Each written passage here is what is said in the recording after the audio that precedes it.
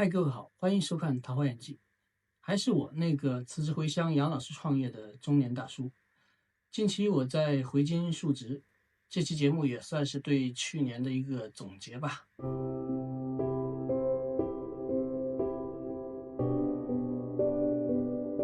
2023年过去了，这一年有人闪闪发光，有人扶摇而上，也有人房倒屋塌，有人黯然离场。不知道你们过得怎么样？日子是苦是甜？有没有转动命运的齿轮？还是依然按部就班的生活？不管怎样，那都是过去式了。祝大家新年新气象，阳光又开朗。总结我的2023年，先说好的。首先当然是迎来了人生的一场大巨变。辞职回家，下乡创业，过上了梦寐以求的田园生活。这里没有勾心斗角、过河拆桥，也没有什么心灵鸡汤卷大饼、洗脸输出 PUA， 主打一个远离纷争、疗愈身心。当然更幸运的是，收获了一批志同道合的朋友，也就是屏幕前的你们。虽然素未谋面，但大家都是我的精神股东、赛博之音，感谢陪伴。那要说不好的呢，其实就2个字：至暗时刻。是的，虽然早有心理准备，但没想到来得这么快。目前的创业现状是，我几乎已经花光了所有的离职赔偿金和存款，而通过自媒体取得的收入还不到投入的1%。当然，创业初期纯投入是很正常的，但令人破防的是，度过了平台的新手保护期之后，流量开始断崖式下跌。这哪是播放量，这都是梦想破碎的声音。更离谱的是，每发一个视频，粉丝数不增反降。我从来没有经历过这种事情。认真写，认真拍，认真剪，满怀期待的发出去，结果是掉粉。我的心情就像去年 B 站的年度弹幕，就好像满腔心血都付诸了下水道，太他妈魔幻了。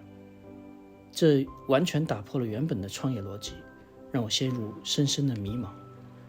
这几个月一直有个念头在脑海里徘徊，我们到底是不是在做正确的事？我弟虽然不说，但是我们心照不宣，缺乏正反馈会导致创作动力的丧失。圈仔老弟每天有一半的时间出门钓鱼，我挺支持他的，至少能有个排解的渠道。何况他钓的鱼比我们涨的粉还多。今天的收获，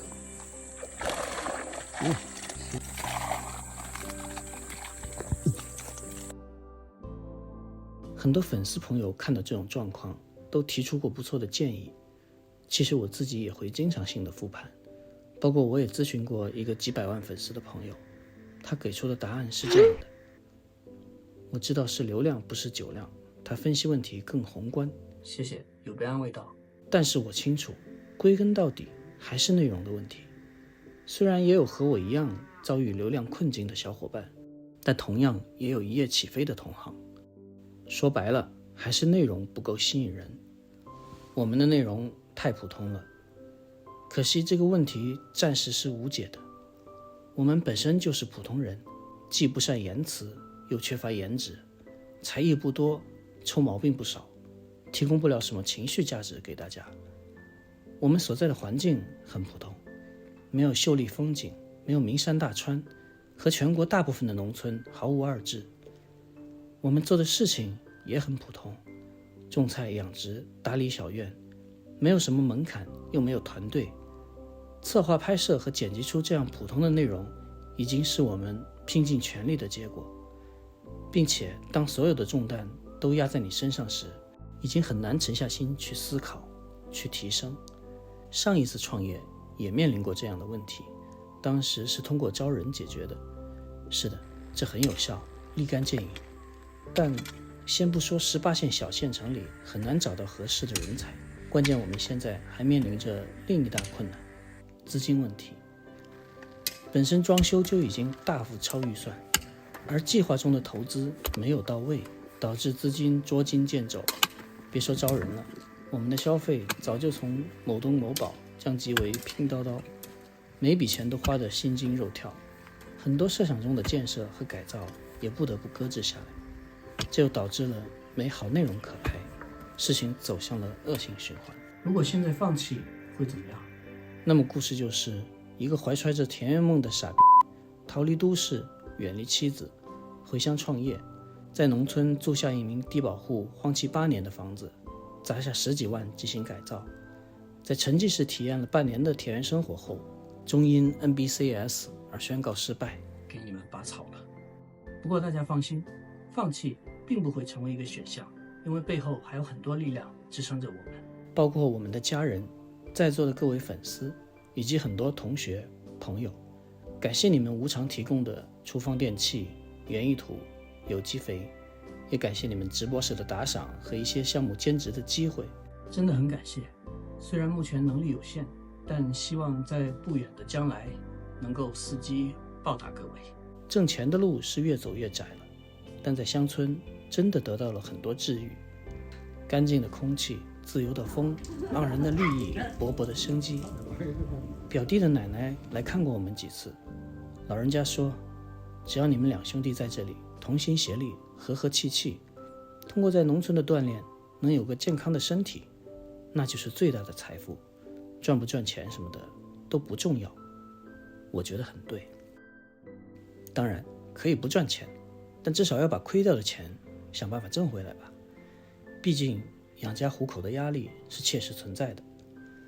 为此我们也在积极求变，努力自救。既然中视频创作已经走进了死胡同，那我们能做的就是降低期待，尝试一些更有可能快速产生收益的项目。